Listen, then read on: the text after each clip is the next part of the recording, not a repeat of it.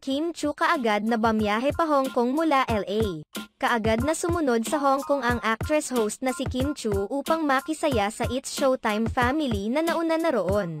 Marami sa mga madlang people ang naunang nagtaka kung bakit hindi nakasama si Kim Chiu sa bakasyon ng mga host sa Hong Kong. Subalit ngayong araw makikitang bamiyahe si Kim Chiu mula sa LA, tila susunod ang Chanito Princess sa kanyang mga kasamahang host sa Hong Kong.